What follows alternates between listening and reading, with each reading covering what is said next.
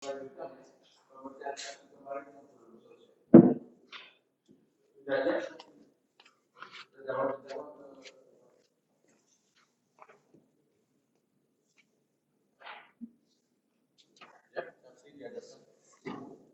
saksi yang hadir secara langsung untuk memasuki ruang persidangan.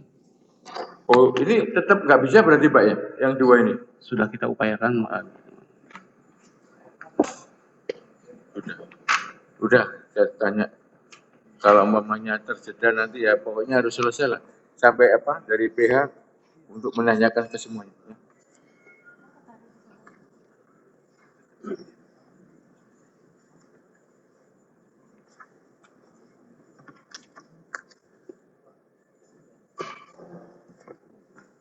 Ya, selamat siang ya.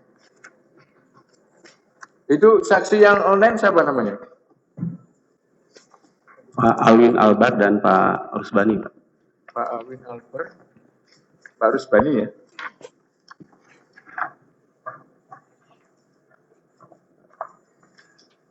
Ini nggak lengkap. Oh ini Alwin Albert. Sudah. Ya, kita akan lanjutkan ya pemeriksaan saksi yang belum selesai ya untuk sidang sebelumnya. Itu apa Pak Rusbani dan Pak Alwin, dengar suara kami? Dengar yang mulia. Itu ya. Kemarin giliran masih dari penasihat hukum ya, sudah ke penasihat hukum. Ke masih JPU ya? Oh, sudah JPU sudah. Sekarang ke penasihat hukum terdakwa. Ini loh Pak. Iya, izin yang mulia. Ini berarti dari kami, tapi untuk yang online dulu ya? Iya, yang online dulu ya. Siap ya. Enggak, yang offline tetap di sini atau bagaimana? Tetap Pak ya. Karena sewaktu-waktu akan di cross check kan seperti itu ya. Oke ya Pak. Pak yang di dalam sini saksi, mulai Pak siapa? Pak Riza Palevi ya. Dan yang lainnya saya nggak hafal namanya Pak ya. Kita akan periksa yang online Pak ya. Karena mudah-mudahan cepat selesai karena kadang terkendala ini sinyal ya. Bapak sabar di dalam ya. Karena sewaktu-waktu juga di cross check. Oke. Jadi silakan ini Pak Alwin dan Pak Rusbani ya akan ditanya oleh penasihat hukum terdakwa. Silakan penasihat hukum terdakwa dimulai. Ya.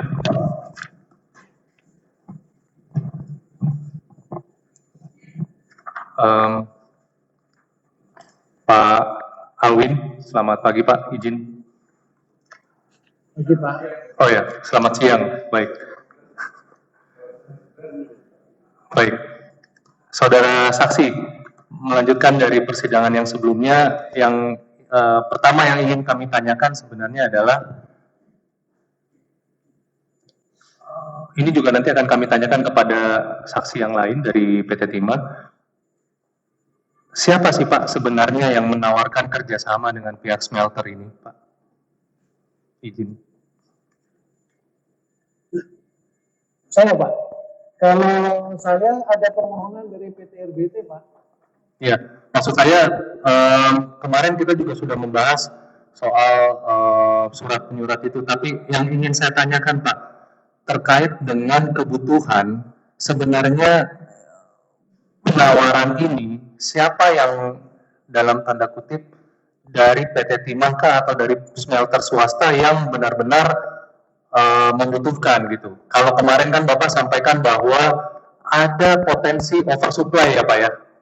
Makanya kenapa saudara saksi kemarin mengibaratkan kita mau menyewa mobil berikut dengan drivernya gitu. Dalam hal ternyata potensi oversupply itu tidak terjadi, setidaknya kita sudah persiapan. Makanya yang kami ingin tanyakan sebenarnya adalah secara filosofis, siapa sebenarnya yang menawarkan atau dalam hal ini membutuhkan untuk adanya kerjasama smelter ini, Pak?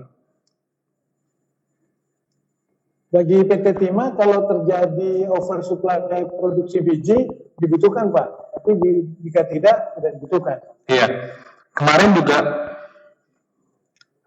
kami ini juga di dalam fakta persidangan yang sudah terjadi sebelumnya Pak, bahwa terdapat beberapa fakta yang berkaitan dengan kemampuan smelter atau dalam hal ini tanur yang dimiliki oleh PT Timah, kapasitas produksinya dianggap tidak dapat mencukupi untuk melebur atau menghasilkan logam yang berasal dari biji timah yang pada tahun 2019 ternyata jumlahnya sekitar 83.000 ton. Yang kami ingin tanyakan Pak, apakah memang benar secara kapasitas produksi PT Timah itu mampu untuk melebur sampai 83.000 biji timah di tahun 2019 itu, saudara saksi? Alat sendiri tidak mampu Pak, maksimal 30.000 di mentok. Maksimal 30.000 ya. Kalau kemudian saudara saksi dengan kemampuan yang hanya 30.000 pada tahun 2019 itu biji timah yang diproduksi dan masuk ke PT Timah adalah sejumlah 83.000. Bagaimana kemudian sisa terhadap biji timah yang tidak dapat diproses tersebut? Apakah ada cara lain atau apakah ada alternatif lain pada saat itu selain dengan menggandeng para smelter swasta untuk melebur sisa biji timah yang tidak dapat diproses di smelter biji PT Timah? Akan butuh waktu Pak, karena kalau bangun konstruksi sendiri butuh 2 tahunan baru jadi smelter, kira-kira gitu Pak. Yang cepat ya kerjasama dengan pihak yang sudah ada alatnya.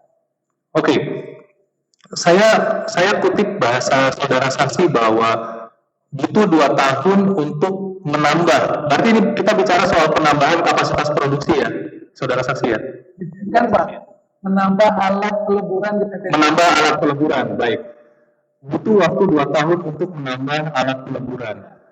Apakah pada saat itu dari saudara saksi sendiri selaku pihak yang sejak awal ikut dalam proses kerjasama smelter ini sudah punya analisa? Saya nggak bicara kajian ya Pak ya, terlepas dari apa yang akan Bapak hasilkan secara produk, apakah saudara saksi sudah punya analisa jika kita ingin menambah alat butuh waktu, terus kemudian dalam hal ini adalah membandingkan opsi-opsi mana yang kira-kira pada saat itu bisa digunakan segera untuk memanfaatkan momentum ketersediaan biji timah yang jumlahnya melimpah di tahun 2019 itu yang masuk ke PT Timah.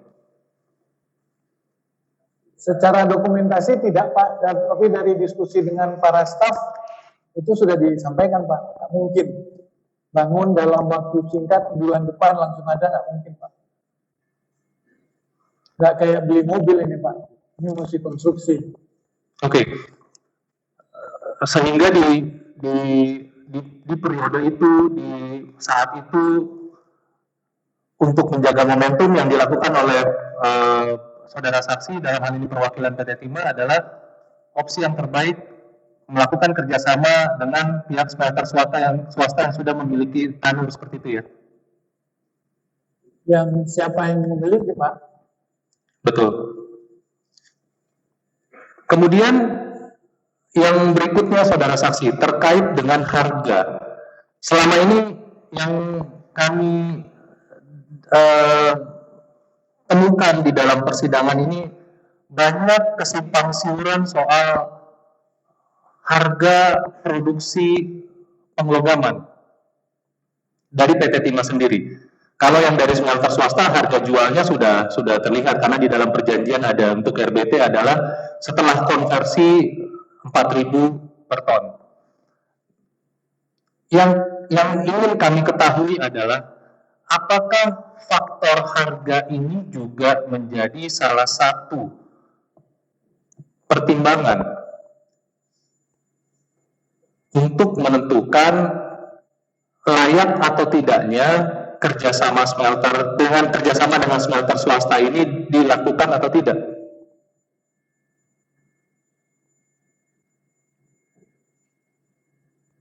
Saya percaya Pak Dirut waktu itu sudah tahu Pak, Jadi misalnya ongkos produksi HPU kita tuh taruhlah 18.000 Pak ya.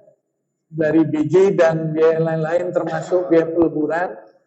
Sementara kalau kita kerjasama itu hanya biaya cuma dua Pak. Biaya bahan baku plus biaya sewa. Jadi makanya kemarin jika itu pesan arahan dulu kan, jika ada margin kita bisa kerjasama, kalau nggak bisa. Itu Pak. Jadi saya anggap total cost yang untuk smelter swasta itu masih lebih murah dibanding total cost Timah sendiri Pak. Total cost smelter swasta masih lebih murah daripada PT Timah ya Pak ya? Ya. Kalau total cost Pak.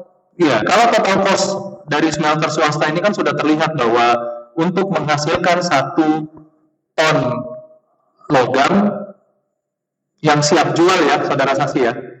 Karena setelah ada pemurnian itu membutuhkan $4.000 per ton.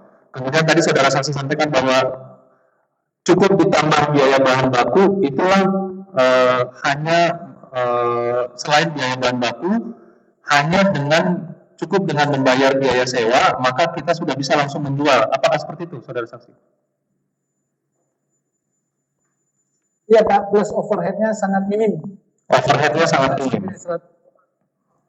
Oke, tapi Bapak belum menjawab pertanyaan dari kami dan rekan-rekan kami juga di sini adalah perkiraan Bapak tuh sebagai pihak yang membawahi produksi PT Timah pada saat itu, berapa Pak sebenarnya Pak total cost yang ada di PT Timah untuk menghasilkan 1 ton logam? Kita pernah cek Pak di akhir tahun 2017 Pak. Itu biaya di luar bahan baku totalnya 6.000-an Pak. Saya lupa detailnya, nggak ada dokumen di sini. 6.000 ya Pak? Saya percaya. Iya, sayang sekali Pak kalau Bapak hadir di persidangan ini, kami bisa menunjukkan annual report dan Bapak bisa langsung melihat dan mungkin bisa langsung memperhitungkan, mengira-ngira perhitungannya berdasarkan data-data yang kami bisa tunjukkan. Namun tidak apa-apa Pak. Berarti ini adalah $6.000 per ton. $6.000-an per ton ya rata-rata Pak ya?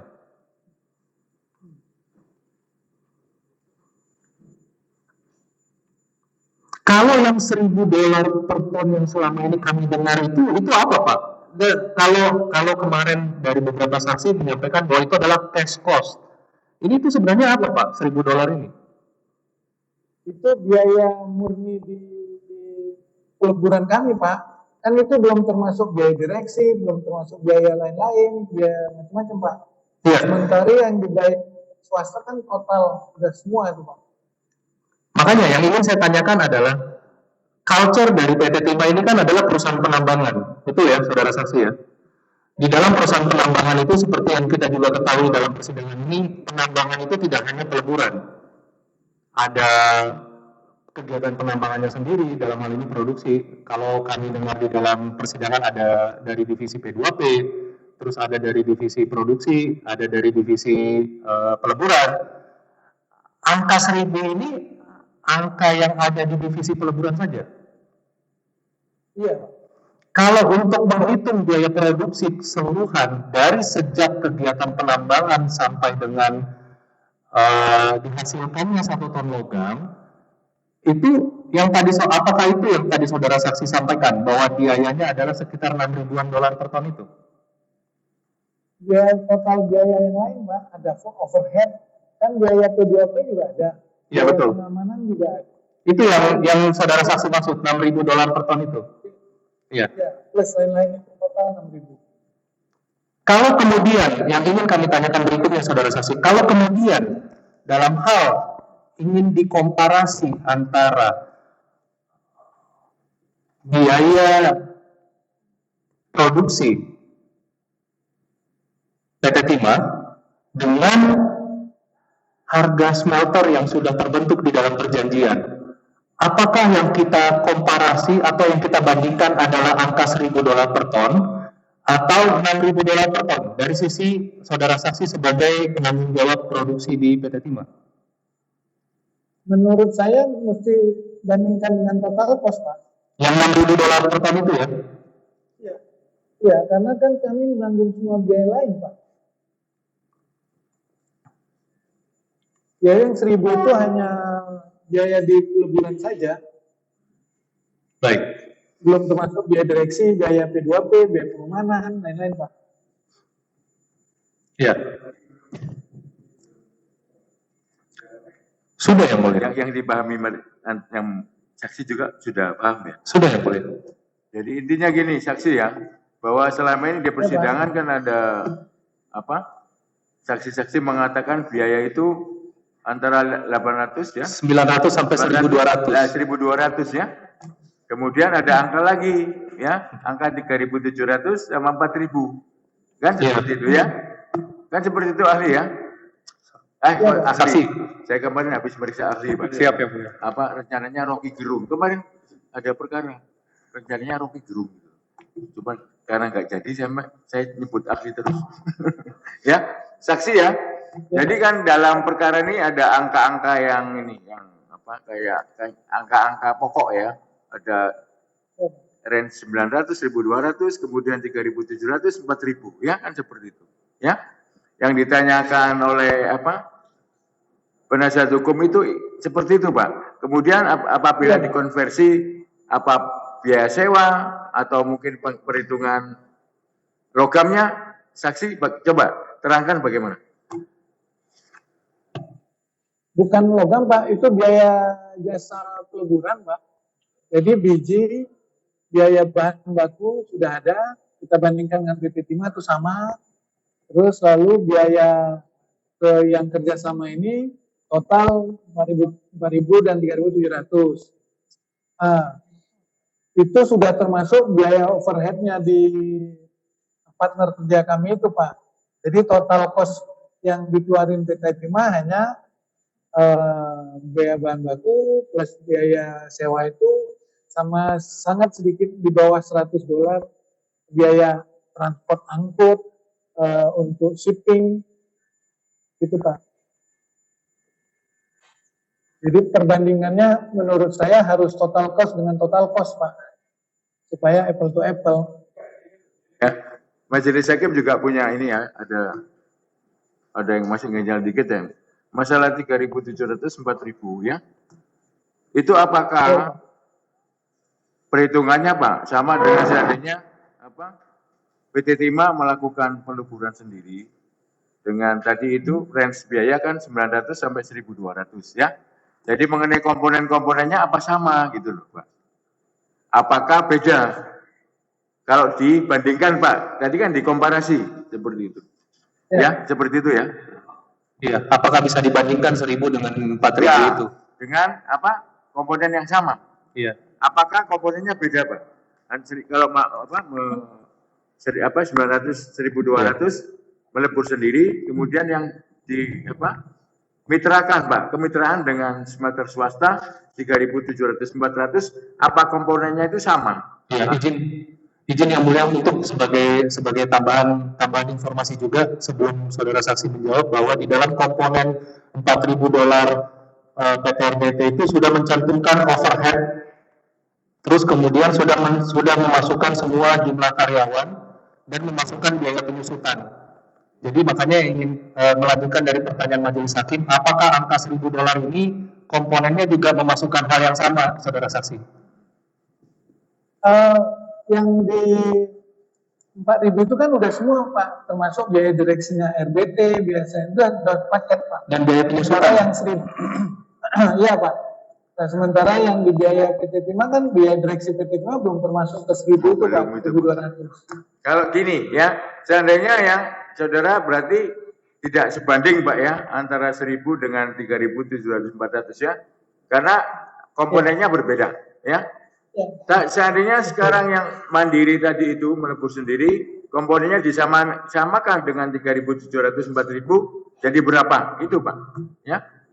Itu yang saya bilang total cost jadi 6.000 Pak, Pak. itu 6.000 Pak. 6.000. Lebih mahal ya. Iya. Oh, itu yang penting 6.000 itu PT Timah yang mulia. ya, yang penting sudah keluar dari Iya. dari maaf ya, dari mulut saksi. Siap. Oke, silakan.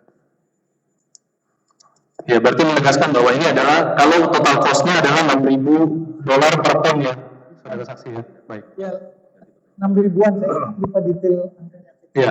Kemudian yang berikutnya saudara saksi. Tadi saudara saksi menyampaikan bahwa kapasitas produksi yang dimiliki oleh PT Timah itu 30.000 ya. Kapasitas peleburan Pak. Iya, kapasitas peleburan 30.000 ya. Karena selama ini di persidangan juga angka itu juga ada kesimpang siuran saudara saksi. Ada yang menyebutkan 42.000.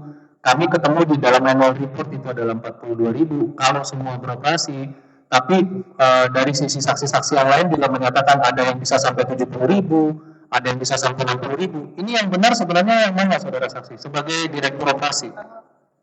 Pada saat itu Pak, kami hanya memiliki 6 tanur Pak. 6 tanur itu kira-kira total setahun sekitar 5.000-an Pak. Untuk yang di Pulau Bangka Pak ya. Yang dibentuk ya? 2 tanur. Ya, untuk. Kita punya 2 tanur lagi Pak, tapi di Kepri.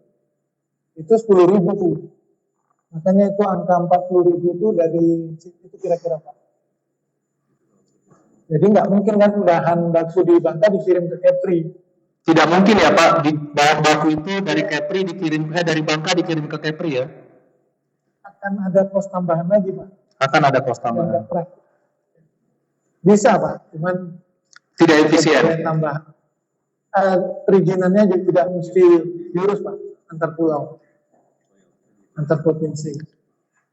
Baik. Apakah itu dimungkinkan Pak, mengingat ada aturan soal royalti itu Pak, saudara saksi? Mungkin Pak kalau kirim ke Kepri. Baik. Cuman itu nggak praktis tadi Pak. Kan Kepri juga punya produksinya sendiri Pak.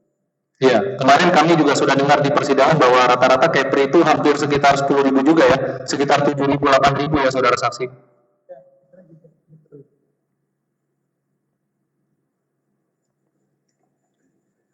Iya.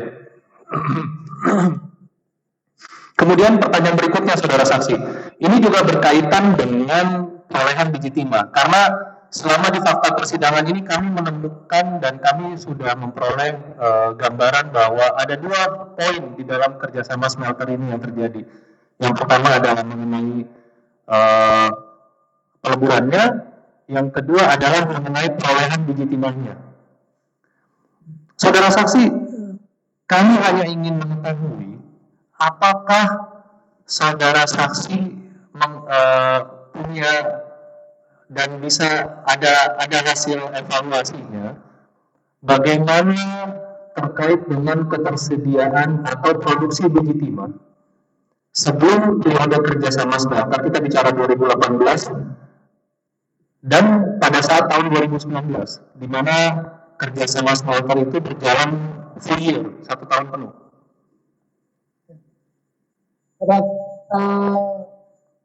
Seingat saya Pak, rata-rata ekspor timah, logam timah dari Indonesia sekitar 70.000 sampai 80 atau 90.000 ton per tahun Pak. Dan rata-rata produksi PT Timah sebelum 2018 itu maksimal 30.000-an Pak. 31.000, pernah 26.000, pernah di bawah itulah Pak. Jadi sekitar 30% dari ekspor. Nah, begitu ada kerjasama ini Pak, itu menjadi sekitar 90% Pak. Jadi kami melihat bahwa ini waktu itu inilah cara yang rasanya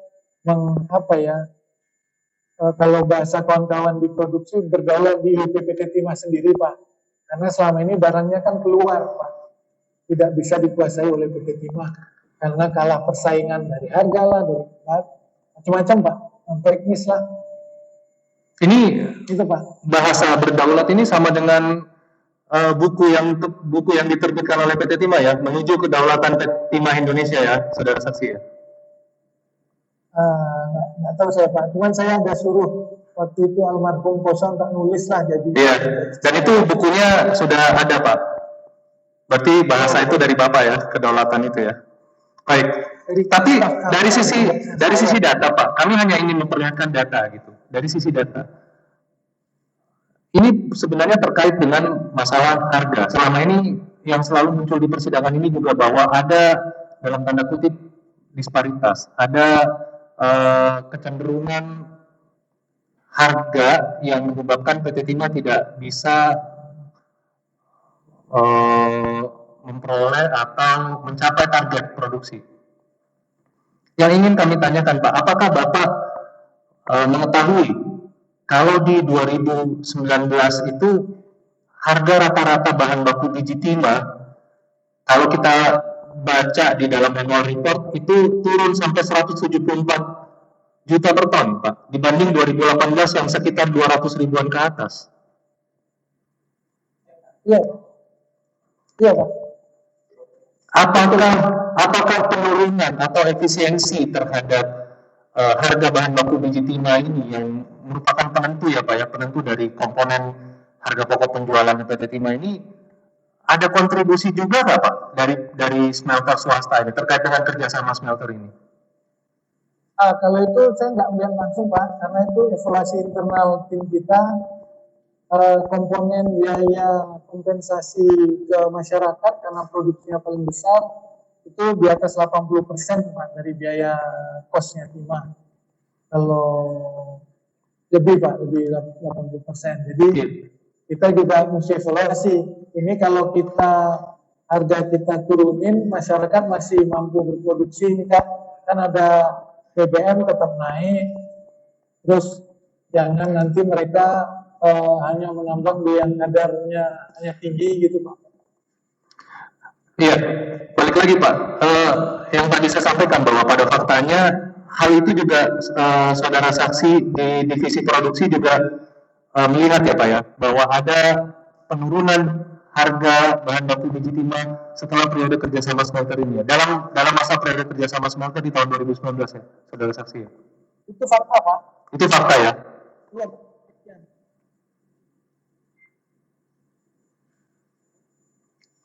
Kemudian pertanyaan berikutnya saudara saksi, ini perjanjian ini adalah 5 tahun, saudara saksi tahu ya?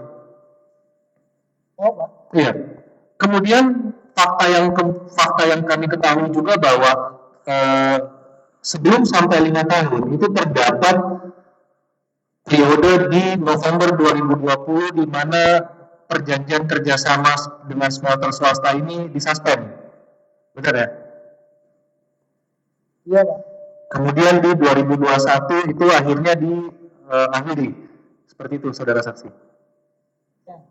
Saya hanya ingin bertanya, dengan fakta-fakta yang muncul dan fakta-fakta yang ada tersebut, apakah ini yang tadi saudara saksi maksud menganalogikan dengan menyewa kendaraan dalam hal sudah tidak dibutuhkan, kemudian PT Timah bisa untuk menghentikan? Apakah itu yang saudara saksi maksud? Iya Pak, kalau saya Pak ya kan bukan saya. Iya, dari sisi saudara saksi saja. Oh iya. Kalau saya nggak perlu dibiarin aja open kan nggak apa-apa, jadi bisa dipakai kapan butuh gitu Pak. Iya, walaupun itu sebenarnya jangka waktunya kan 5 tahun saudara saksi. Pertanyaannya adalah apakah ada dalam tanda kutip keberatan dari pihak-pihak smelter swasta kalau memang mereka yang menginginkan kerjasama ini berjalan, apakah pada saat itu ada keberatan dari RBT terutama pada saat PT Timah menyatakan bahwa oke, ini kita selesaikan perjanjian ini sebelum jangka waktunya selesai? Saya nggak sampai info itu Pak, karena direktur operasi waktu itu bukan saya lagi. Baik, tapi pada faktanya perjanjian itu berakhir ya saudara saksi? Iya, itu tahu Pak. Oke. Kemudian pertanyaan terakhir dari saya terkait dengan refining, pemurnian. Ya, Pak. Ini juga yang menjadi kesimpang siuran yang terjadi di persidangan ini adalah sebenarnya pertanyaan pertamanya adalah kenapa di awal perjanjian angka yang diwajibkan oleh para smelter swasta dalam hal ini RBT untuk mencapai kadar peleburan di 98,5%. Kenapa tidak langsung sekalian dengan pemurnian saja, saudara saksi? Prosesnya beda, Pak. Melebur dengan memurnikan itu prosesnya beda, Pak. Iya, maksud saya kenapa pada saat itu tidak langsung PT Timah meminta oke sekalian saja dari RBT melakukan peleburan dan pemurnian di awal, di saat pertama kali mau membuat perjanjian? Karena kami beranggapan selama bisa utilize alat kami akan utilize, Pak. Pada saat kepepet baru kita kasih keluar. Kira-kira gitu, Pak. Saat kepepet ya. Kalau di PT Timah sendiri, Pak, biaya untuk refining itu berapa, Pak? Antara 200 sampai 300, Pak. Itu biaya itu sama dengan PT Timah yang 255 itu. 200 sampai 300 ya, Pak. Ya. Kalau kapasitas ini 200 sampai 300 ini adalah biaya yang dikeluarkan PT Timah untuk melakukan pemurnian ya, Pak, refining ya. Ya, prosesnya beda tuh, Pak. Kalau kapasitasnya sendiri berapa, Pak? Kapasitas pemurniannya? 30.000 juga, Pak. Kapasitas pemurnian 30.000 juga ya. Nah, selanjutnya, Pak, kenapa kemudian pada saat itu saudara saksi selaku direktur operasi meminta kepada RBT dalam hal ini smelter swasta dan smelter swasta yang lain untuk menambah pekerjaan pemurnian di Desember 2018 ya, saudara saksi? Betul, Pak. Karena ternyata udah kita coba ekspansi, Pak, karena space di unit metalurgi masih ada. Saya ingat waktu itu kita beli 2 atau 3 bukan tanor namanya. Kettle. Pak. Ya.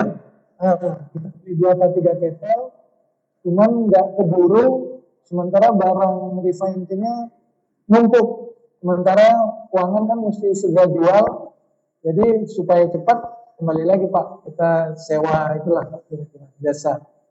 Balik lagi supaya cepat. Berarti ini kembali lagi bicara soal momentum ya, saudara saksi ya?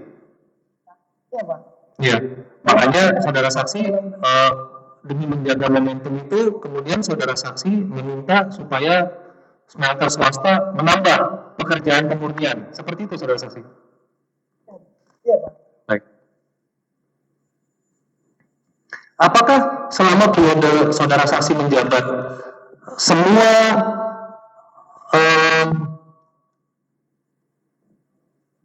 pekerjaan atau seluruh kewajiban-kewajiban yang seharusnya dilaksanakan oleh PT RBT berdasarkan perjanjian, apakah semuanya sudah dilaksanakan oleh PT RBT, termasuk mengirimkan logam dan backlognya? Menurut saya sudah, Pak. Sudah semua. Apakah ada pekerjaan yang masih menggantung atau ada kewajiban yang belum diselesaikan oleh PT RBT terkait dengan kewajibannya sebagai penyedia jasa pengelogaman? Ingat saya tidak, Pak, sudah lengkap. Baik. Untuk saudara saksi Alwin dari saya cukup ya, Bu. Ini apa rekan masih menanya ke Pak Alwi? Masih ada. Mas Alwi. Oh, cukup yang mulia. Langsung ke Pak Rusbani. Dari Kan yang online dulu, Pak, yang kita dulu kan. Pak Rusbani. Saya yang tanya, Pak.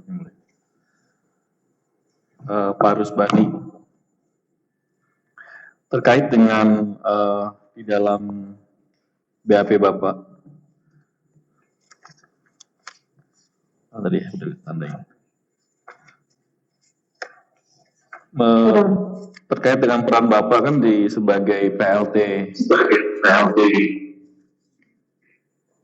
Kepala Dinas SDM, Pak. Betul ya, Pak? Iya. Betul. Nah, di dalam hal ini kan Bapak bertugas mengawasi perusahaan tertentu dengan melakukan kegiatan rutin ya, Pak. Dalam rangka melakukan pengawasan itu, apakah terkait dengan pemeriksaan yang Bapak lakukan, apakah ada temuan, Pak, berkaitan dengan hasil pengawasan dilakukan terhadap perusahaan, Pak? Dari pembinaan pengawasan kita memang sudah dilakukan terhadap RBT. Saya tidak ingat karena itu kan laporan daripada bidang pengawasan dengan bidang pembinaan itu. Tapi memang ada temuan-temuan yang di RBT terkait masalah kegiatan pertambangan atau administrasi. Setahu saya gitu Pak, karena saya baca dari laporan staf yang kita tugaskan untuk pembinaan pengawasan, gitu Pak. Tapi pembinaan itu dilakukan secara rutin per 3 bulan gitu Pak? Atau tiap berapa waktu Pak pengawasan itu dilakukan? Kalau pembinaan pengawasan kami karena terbatas Pak, jadi waktu itu saya tugaskan pengawasan ada minimal 1 kali Pak, setahun Pak. Minimal 1 kali setahun? Ya. Ya. Tapi Bapak tidak bisa mengingat ya Pak tentang tindak lanjut yang sudah dilakukan, itu sudah selesai dilakukan juga oleh perusahaan gitu Pak. Bapak masih bisa mengingat tentang tindak lanjut dan rekomendasi, kan dari hasil pengawasan ada rekomendasi yang harus dilakukan oleh perusahaan. Nah itu tindak lanjut itu kemudian dilaporkan. Apakah Bapak masih bisa mengingat tindak lanjutnya sudah selesai juga? Saya tidak ingat Pak, tapi jelas yang direkomendasi staf saya itu ada masalah laporan yang belum menyampaikan. Karena setelah itu kan langsung di bidang teknis dimenangani Pak, di bidang tambang mineral logam. Jadi di situ karena saya sudah dekat pensiun di akhir tahun itu, karena pengawasan itu saya sempat baca malam tadi sekitar tanggal RBT itu tanggal 7 8 Oktober. Jadi saya nggak sempat lagi untuk memeriksa ke bidang mineral logam karena sudah pensiun Pak. Saya ada satu pertanyaan buat Pak Alwin, boleh? Pak Alwin, ini kan kalau dalam BAP Bapak nomor 7 ya Pak, di mana itu Bapak menjelaskan tentang prakarsa, ya. Prakarsa tentang beberapa hal berkaitan dengan kerjasama pengolahan, satu, yang kedua kerjasama sewa alat smelter. Nah, pertimbangan dari prakarsa tadi itu Pak, perlunya ada kerjasama. Apakah juga apa yang menjadi latar belakang Pak pada waktu itu selain daripada kapasitas yang juga supply yang banyak gitu, apakah ada hal lain Pak yang menjadi pertimbangan? Mereka di sini ada kerjasama pengolahan, prakarsa dari DIROP, lalu misalnya juga alat smelter dari DIROP yang tidak lanjut oleh DIROP.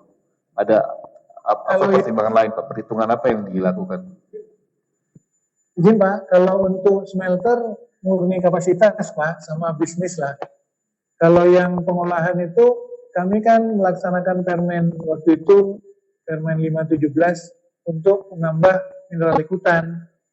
Itu beda Pak, beda konsep Pak.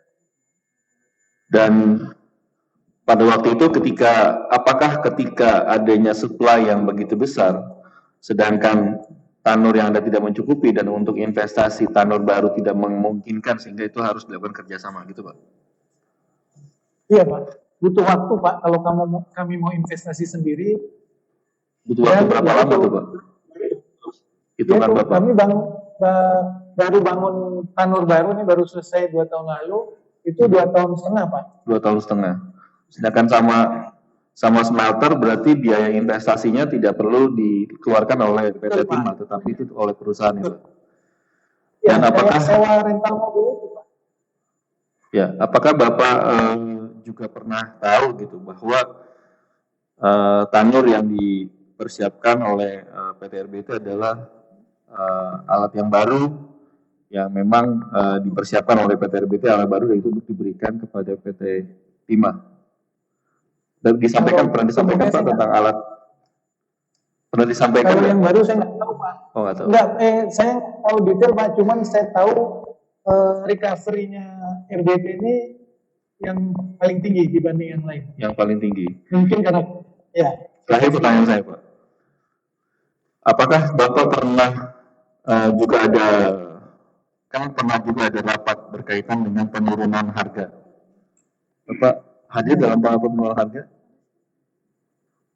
Ada hadir, ada enggak Pak. Kalau pricing itu Penurunan harga itu jadi inisiatifnya dari PT Timah menawarkan meminta harga turun atau bagaimana Pak? Cerita harga mungkin turun kan itu kan dari 4.000 terus juga ada 3.700 dan turun terus kan. ya, Nah itu pertimbangan itu dari PT Timah lalu meminta kepada mitra atau bagaimana Pak prosesnya?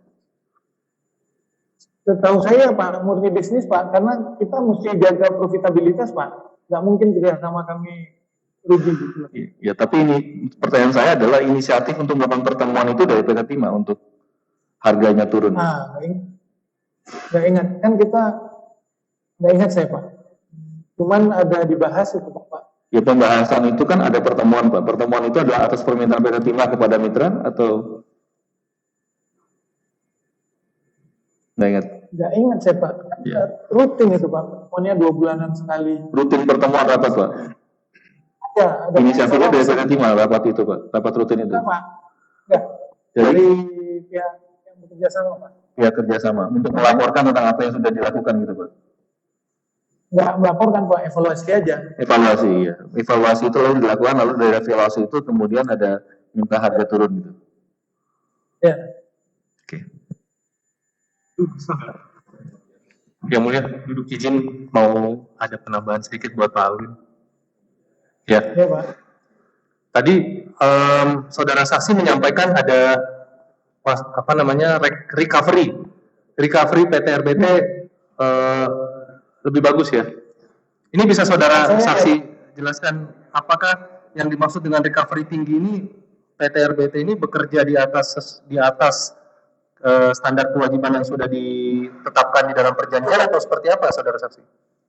Ya Pak, di atas. Di atas. Di kontrak 93 Pak. Kalau nggak salah RBT ini selalu di atas 95. Maaf ya saya nggak detailnya, tapi saya jauh di atas SP lah Pak, perjanjian. Jauh performance-nya jauh di atas perjanjian ya Pak, saudara saksi ya. Betul Pak. Apakah kemudian dengan kinerja seperti ini pada saat saudara saksi melihat menentukan smelter swasta siapa yang akan bekerja sama dengan PT Timah, apakah ini menjadi salah satu faktor pertimbangan saudara saksi sehingga harga PT RBT itu juga lebih tinggi daripada smelter swasta yang lain terkait dengan kinerjanya yang di atas standar? Waktu itu belum tahu Pak.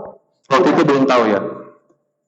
Baik. Kemudian di dalam BAP saudara saksi juga menyampaikan bahwa setelah periode kerjasama smelter ini PT Timah itu sempat melakukan evaluasi ya, yang dilakukan oleh KAP ya, saudara saksi ya.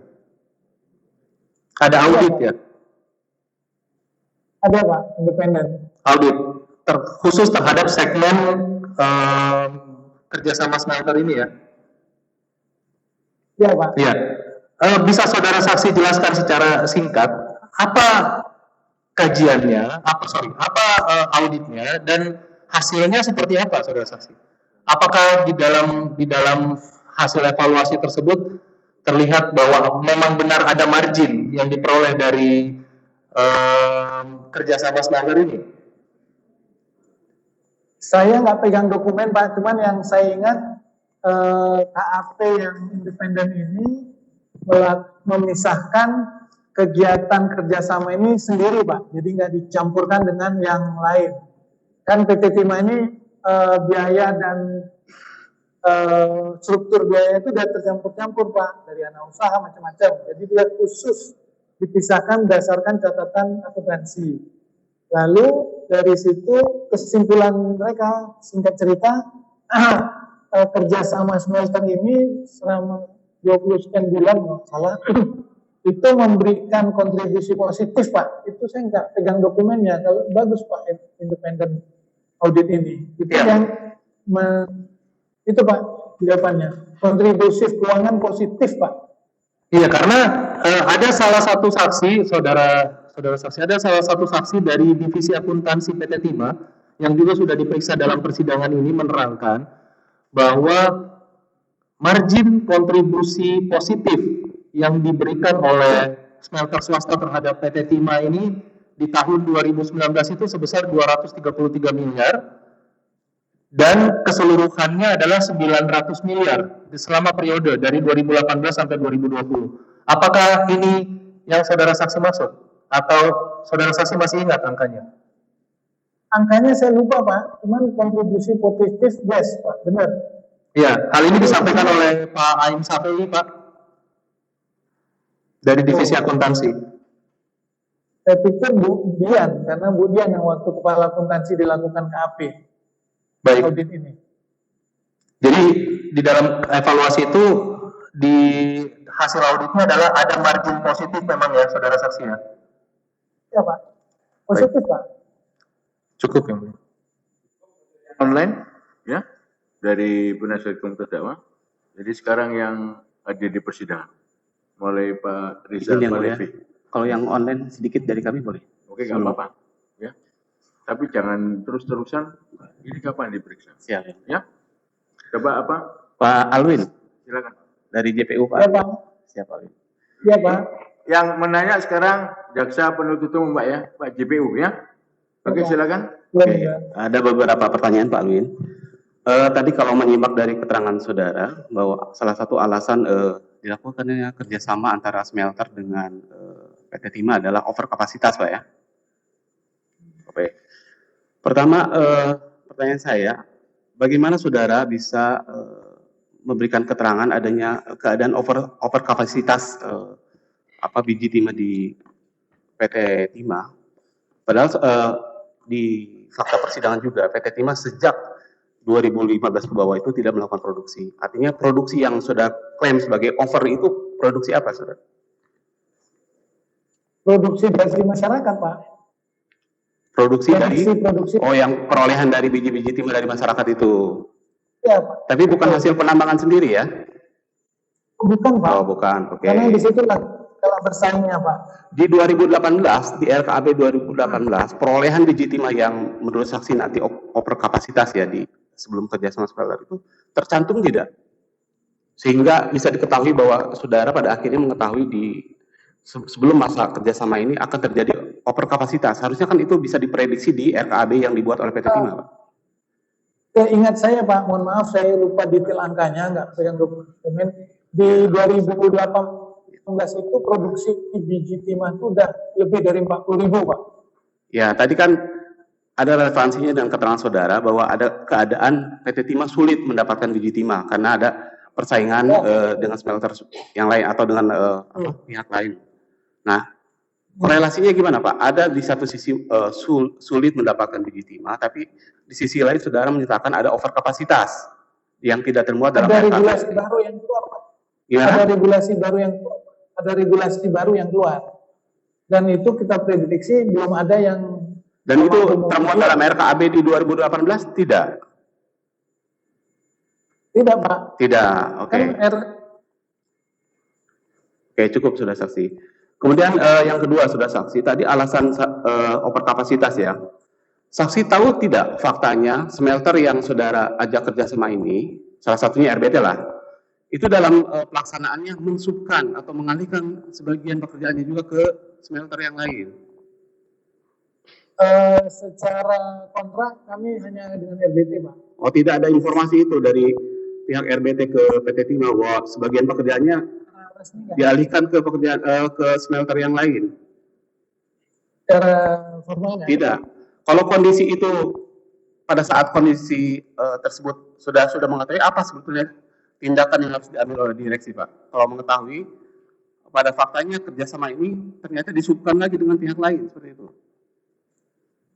Kalau saya Pak, selama produksinya materialnya tetap dari yang mitra PT Timah, terus diproduksi kualitasnya masuk sesuai surat perjanjian, saya nggak itu proses mereka lah Pak. Oh, itu Dan keselamatan itu pendapat saudara atau emang ada dalam apa Pendapat saya. aturan PT Timah seperti itu boleh? Asumsi Tidak saudara diatur, saja Pak. itu. Ya. Oke. Saudara tadi jelaskan juga terkait dengan apa kerjasama ini kan pada saat pelaksanaannya belum ada kajian ya, betul ya? Iya, Pak. Belum. Pada akhirnya kajian itu menurut keterangan Pak Ikhwan Azwadi itu dibuat sekitar tahun 2020, Pak. Betul, Pak? Setelah ada pemeriksaan dari temuan dari pemeriksaan. Atau sepengetahuan saudara kapan pada akhirnya kajian itu dibuat oleh divisi P2P itu, Pak? Ingat saya dokumennya dibuat 2019, Pak, kalau nggak salah ya. Gimana? 19, Pak. Memang 2019. setelah ya. Oh, yang jelas kajian itu dibuat setelah adanya kerjasama ya, mendahului. Betul. Betul, Pak. Oke, Pak.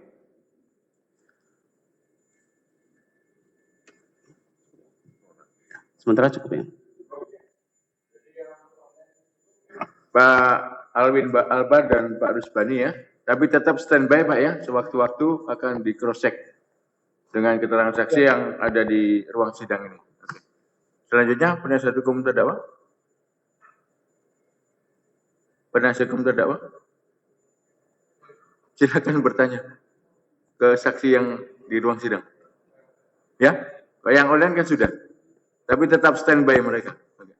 Oke, bisa dimulai. Saya mau tanya ke Pak Riza. Dalam keterangan Bapak sebelumnya, di situ ada pertanyaan dari hakim ya Pak, berkaitan dengan pertimbangan. Tadi Pak Alwin juga menyampaikan dalam BAP-nya, BAP nomor 7 ya, tentang pertimbangan kerjasama smelter dan perlebuan itu. Di mana aspek yang pertama itu adalah terkait dengan evaluasi dari kapasitas. Yang jadi pertanyaan saya, apakah ada pertimbangan lain selain daripada aspek evaluasi yang menjadi bahan pertimbangan Bapak juga pada waktu itu?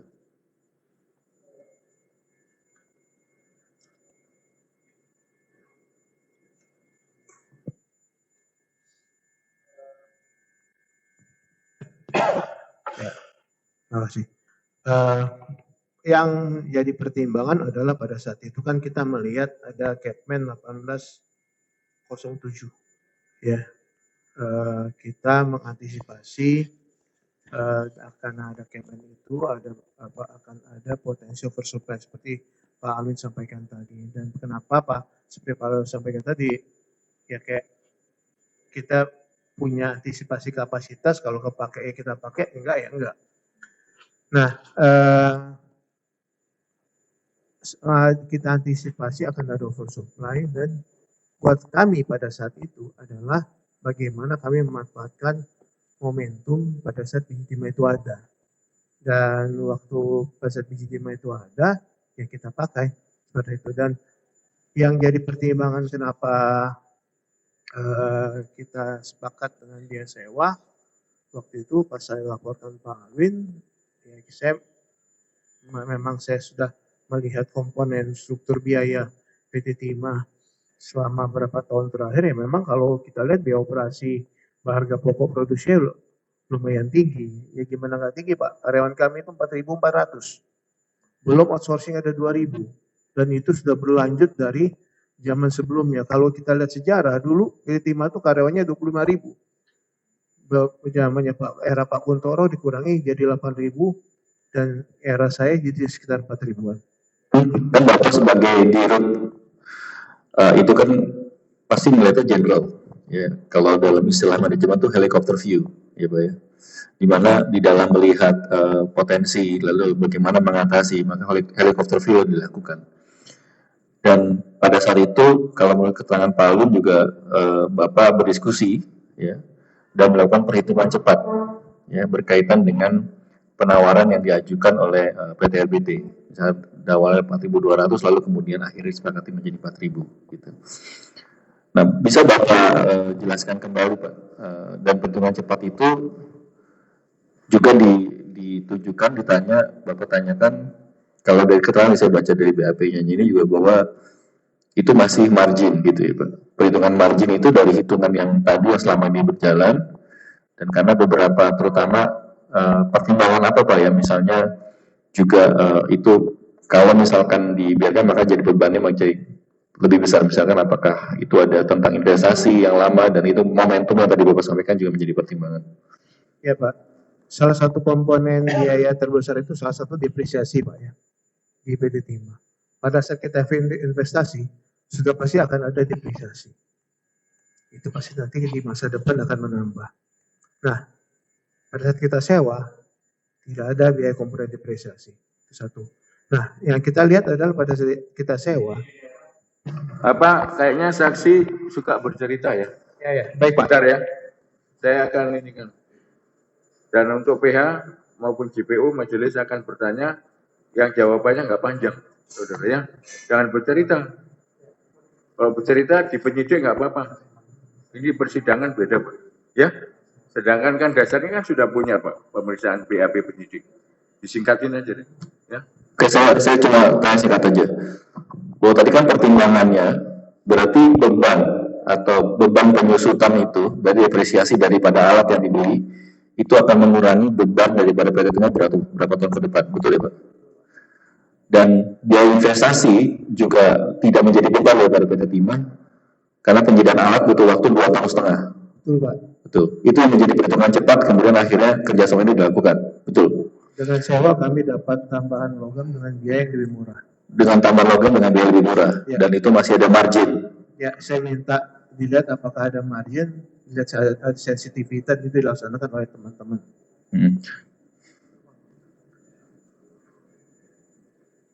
Bisa ditampilkan nggak ininya tabel? Hah? Oh, pemberitahuan. Yang tabel dulu deh. Tabel. Pak,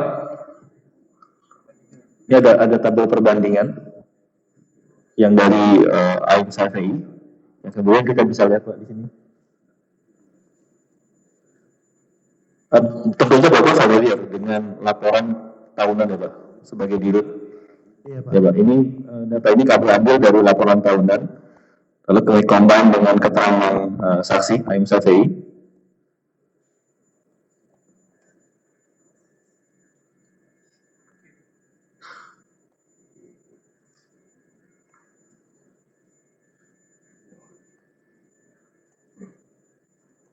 Nah ini AIM SAVI, lalu biaya logam smelter juga ya Pak. Jadi dari hasil ini, dari keterangan Bapak perhitungan cepat ini, menurut hasil daripada laporan keuangan memang kerjasama smelter ini juga masih menghasilkan margin yang lumayan, yang cukup bagi PT Timah, sehingga juga itu membawa ini beban-beban daripada perusahaan gitu Pak. Ini di laporan keuangan yang kami temukan. Di mana juga di dalam laporan keuangan misalnya kalau kita lihat secara segmented juga memang masih mencatatkan keuntungan yang besar dari hasil kerjasama smelter, karena tadi biaya investasi berkurang sehingga nggak perlu membeli alat selama 2 tahun, dan juga penyusutan tidak menjadi beban daripada PT Timah, begitu ya Pak? Ya betul. Sebagai dalam rangka helikopter view itu. Nah, cukup. Nanti mungkin ditanyakan lagi Pak. Nah, di dalam juga kita bisa lihat ya Pak, itu kan banyak yang Bapak lakukan tadi kalau ditanyakan program-program, ada 4 program, ada 3 atau 4 program yang itu kemudian menghasilkan supply yang begitu besar ya. Di antara program tadi ya Pak, program mana yang kemudian itu menghasilkan, apakah Bapak dilaporkan Pak terkait dengan pelaksanaan program yang menghasilkan biji yang paling besar itu yang mana Pak dari program Bapak? Ada di antara SHP dan lain sebagainya itu, IUJP, atau Bapak tahu atau tidak, atau dilaporkan atau tidak? Kalau dilihat dari historical ya kerjasama smelter, itu biji timahnya juga lebih banyak dan fungsi logam juga lebih banyak. Pada waktu Bapak ditunjuk sebagai dirut Pak, ya kan, pasti kan ada hal-hal yang harus dilakukan yang sebagai dirut dari kementerian gitu. Hal apa yang paling utama yang menjadi tugas Bapak yang harus dilakukan ketika Bapak ditunjuk sebagai Dirut PT Timah dari pemerintah? Ya pertama yang memberikan manfaat yang sebaik-baiknya untuk pemegang saham. Untuk pemegang saham, pemegang sahamnya adalah Pemerintah juga Republik Indonesia. apakah juga ada arahan berkaitan dengan bagaimana kemudian terhadap pertambangan inkonvensional juga itu harus dilakukan sebagai bagian daripada aspek sosiologis pertimbangannya? Sebelum saya menjabat ada Presiden kunjungan ke Bangka, tapi itu saya belum menjabat. Sebagai Dirut Timah. Setelah belum menjabat, apakah Permen 2017 itu terkait dengan pertambangan internasional Bapak sudah menjabat atau sebelum 2017? Iya yang itu sebenarnya dari tahun 2012 kalau nggak salah Permen kemitraan itu direvisi terus dan di tahun 2017 ada Permen 34 yang mengizinkan badan usaha untuk mengajak masyarakat sekitar wilayah operasi menjadi mitra penambangan. Ya, kalau Bapak melihat tadi kan ada pertanyaan ya Pak berkaitan dengan kerjasama. Ini kan ada kerjasama di mana ada prestasi, ada juga kontraprestasi. Ya. Prestasi yang dilakukan oleh PT RBT, dia menyediakan alat dan kontraprestasinya Bapak harus membayar dari hasil biaya sewa itu ya. Lalu kemudian tadi disampaikan juga oleh Pak Alwin bahwa concernnya adalah sepanjang logam itu dihasilkan dengan SN yang juga bagus sesuai dengan standar maka itu diterima. Tadi ditanyakan oleh JPU kepada Pak Alwin berkaitan dengan dikerjasamakan kembali karena kan kita ngomongin memang momentum ya Pak. Apakah pada Bapak pernah diberitahukan berkaitan dengan kerjasama dengan PT RBT atau BT menarik pihak lain yang juga ikut bekerja sama itu pernah diberitahukan Bapak suratnya? Saya nggak ingat detail kalau masalah operasi.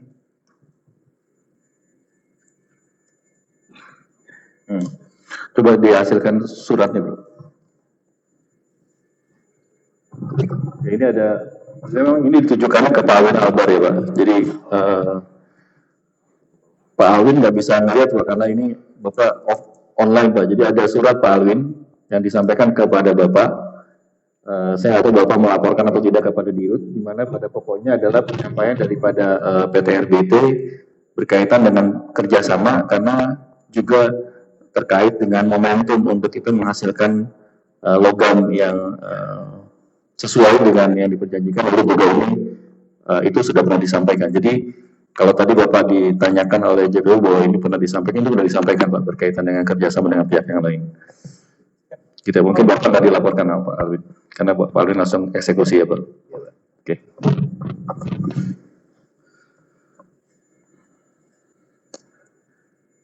Pertama buat Pak Riza. Izin yang mulia. Ini kita per masing-masing saksi atau bagaimana? Pak Riza dulu ya. Ya. Pak Riza dulu ya.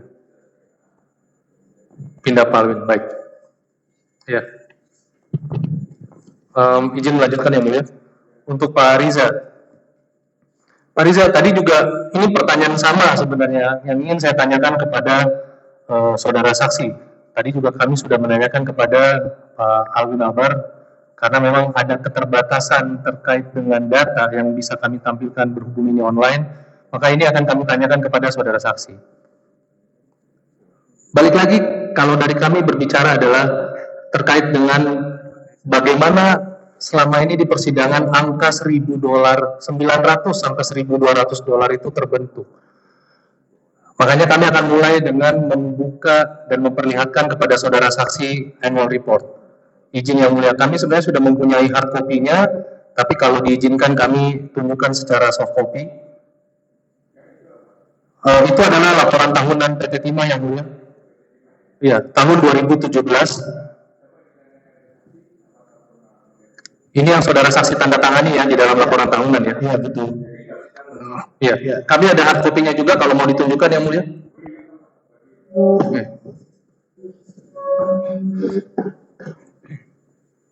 Laser point.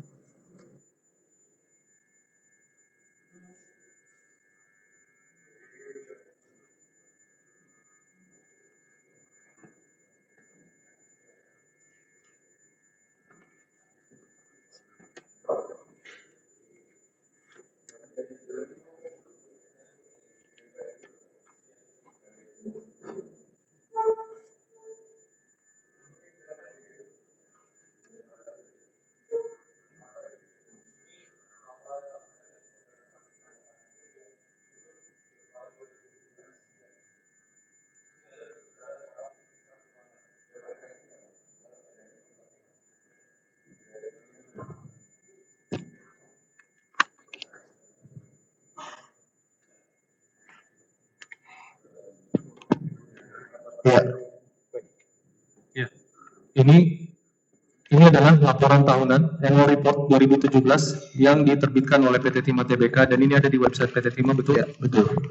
Kemudian ini saudara saksi tanda tangani ya setiap sebelum RUPS tahunan ya. Ya, betul? Betul. Kemudian di sini ada di halaman 155 terkait dengan beban pendapatannya, ya. Beban pokok pendapatan. Ya. Ya. Yang ingin kami tanyakan adalah di dalam beban pokok pendapatan ini ada gaji dan tunjangan. Ini semua angkanya benar ya, saudara saksi? Betul. Ada gaji dan tunjangan, ya. Bahan bakar, penyusutan dan amortisasi, ya. Kemudian ada pemakaian suku cadang, jasa pihak ketiga. Ya. Ya. Pertanyaannya adalah nanti kami akan tanyakan lebih jauh yang mulia pada saat ini. Kami hanya ingin menunjukkan. Betul. Sudah mulia. Termasuk yang 2019 mau dimunculkan juga.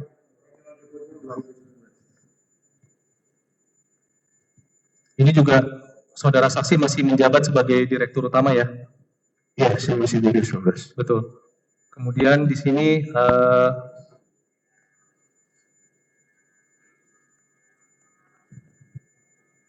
ini juga ada beban pendapatan secara konsepnya sama, angkanya sudah semuanya sesuai. Ya. Ada jasa pihak ketiga, gaji dan tunjangan. Ya. Kemudian ini ada di dalam beban umum dan administrasi ya. Ini juga ada gaji dan tunjangan ya. Ya kalau di beban umum administrasi itu kantor pusat. Ini gaji saudara saksi di sini, ya. Gaji sumber direksi ya. Kalau tadi yang itu hanya operasional. Hanya operasional. Berarti yang di sini adalah beban dan pendapatan di halaman 247 ini adalah beban pokok pendapatan untuk produksi. Produksi, ya. Oke, baik. Oke ya, sekarang pertanyaannya ya, silakan.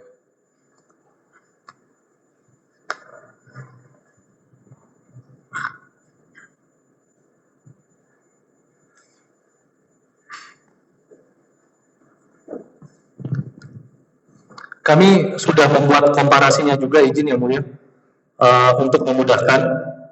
Karena selama ini perhitungan yang muncul adalah selalu dalam US dollar, sedangkan di dalam annual report itu adalah rupiah. Jadi kami menggunakan kurs yang ada di dalam laporan keuangan PT Timah sesuai dengan tahunnya. Dan kami sudah konversikan menjadi US dollar. Di sini terlihat bahwa dengan menggunakan perhitungan komponen yang sama di dalam beban pokok pendapatan itu. Begini mulia, keberatan yang mulia, itu data bukan berasal dari saksi. Mulia. Makanya yang laporan tadi annual report kan dari PT Timah ya? Iya, sama yang mulia. Datanya kami ambil dari tempat yang sama. Kalau bisa diperlihatkan ini kami bisa perlihatkan. Yang apa? JPU keberatan kenapa? Itu data yang rekap yang tadi disampaikan oleh rekan penasihat hukum adalah hasil konversi dengan rupiah tadi ya. Enggak gini, enggak yang tadi diserahkan ini saudara tidak keberatan. Tidak keberatan. Yang cuma, ini kan, ya, yang benar-benar ori dari PT Timah. Betul. Asli ya. Kalau yang tadi kan kami komparasi Pak, perbandingan. Karena saudara merasa bahwa yang di sini pakai apa? Dolar. Ya, karena di dalam laporan keuangan PT Timah itu mencantumkan US dollarnya. Kami bisa perlihatkan yang mulia itu apa? Bahwa ini kami menggunakan kurs US dollar yang sama dengan yang ada di laporan keuangan PT Timah. Enggak, gini aja yang ditanyakan yang ini aja Pak. Ya. Baik. Ya, ini yang saudara tanyakan. Kalau itu nanti bisa keluar pada saat apa pledoi. Baik. Ya. Yang ditanyakan yang ini aja. Yang apa laporan PT Timahnya yang aslinya. Baik. Silakan. Ya. Oke. Yang ingin kami tanyakan saudara saksi.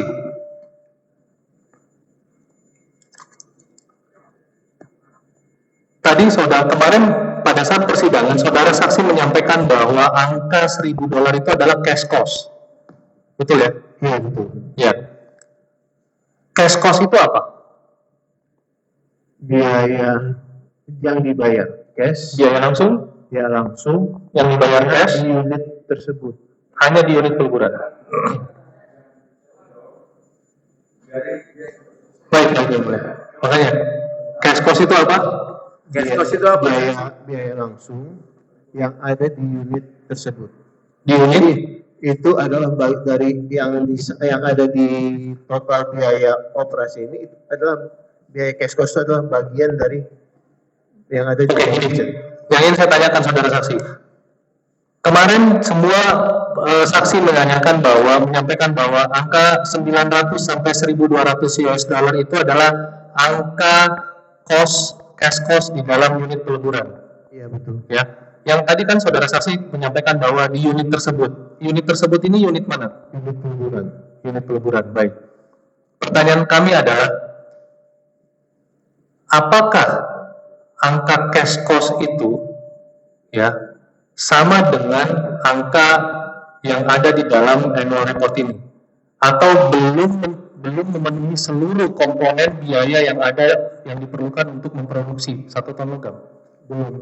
Ini itu adalah salah satu bagian. Jadi tidak Salah satu bagian. tidak merepresentasikan yang ada di sini. Baik. Apakah saudara saksi tahu di dalam cash cost 900 sampai 1.200 itu komponen mana? Ya, komponen mana yang belum dimasukkan, komponen mana di dalam annual report ini, di dalam beban pokok pendapatan ini yang belum dimasukkan ke dalam biaya 900 sampai 1.200 US dollar tersebut? Itu kan lihat ada biaya bahan bakar itu belum semua di situ. Jadi ini kan total biaya bahan bakar, ada depresiasi. Saudara saksi, saya coba tanya detail ya ke saudara saksi. Apakah komponen 900 sampai 1.200 dolar itu sudah memasukkan biaya penyusutan dan amortisasi? Belum. Setahu saya belum.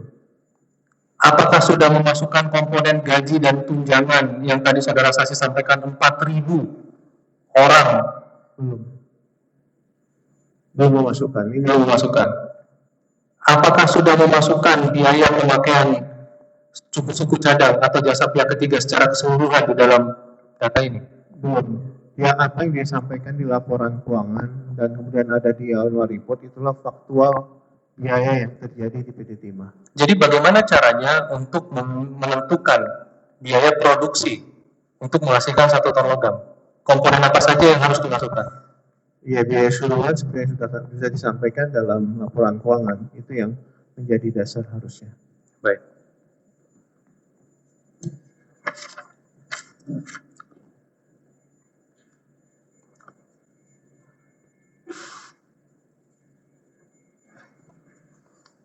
Kemudian tadi juga Pak Alwin menyampaikan bahwa ada potensi terkait dengan oversupply. Ya. Apakah ini menjadi salah satu pertimbangan saudara saksi? Iya, betul. Apa yang sebenarnya saudara saksi inginkan pada saat periode itu sehingga harus menggandeng smelter swasta ini dikaitkan dengan oversupply itu? Yang pasti kapasitas tidak cukup. Jadi pada saat kalau kapasitas nggak cukup ya kita nggak akan bisa memanfaatkan momentum oversupply tersebut. Kemudian ada satu hal yang kami ingin tanyakan kepada saudara saksi selaku pimpinan tertinggi PT Timah ya. Saudara saksi ini kan direktur utama. Saya juga lihat di dalam rekam jejak saudara saksi bahwa saudara saksi pernah menjabat di LME ya, anggota LME ya. Itu internasional saudara saksi. Ya, saya jadi anggota komite Timah LME mewakili produsen timah. Mewakili produsen timah. Itu komite timah dunia. Ya, ada 9 anggota, 3 orang mewakili produsen, 3 orang mewakili trader, 3 orang mewakili pengguna. Oke. Yang ingin saya tanyakan, dalam kapasitas saudara saksi, dalam pengetahuan saudara saksi, sebenarnya yang saudara saksi anggap sebagai kompetitor itu siapa? Terkait dengan yang tadi saudara saksi sampaikan, kualifikasi saudara saksi sebagai anggota itu. Di sini saya boleh sedikit menjelaskan. Kalau pasar timah di Asia itu yang paling besar Korea, Jepang, Taiwan, India. Cina disuplai oleh mereka sendiri. Jadi Indonesia ini berpotensi untuk menguasai 4 negara ini yang merupakan produsen komponen elektronik terbesar di dunia. Tapi kita punya kompetitor di situ. Kompetitor adalah ada 2 negara yang kita ketahui nggak punya cadangan, tapi mereka bisa menyuplai logam timah dengan jumlah yang cukup besar. Buat saya, mereka inilah kompetitor kita. Karena kita punya sumber daya yang banyak, kita punya cadangan, tapi kita harus bersaing dengan mereka. Itu yang saudara saksi anggap sebagai kompetitor. Iya, betul. Di beberapa acara, di beberapa itu kita selalu berbeda pendapat dengan mereka. Karena kita selalu menggaungkan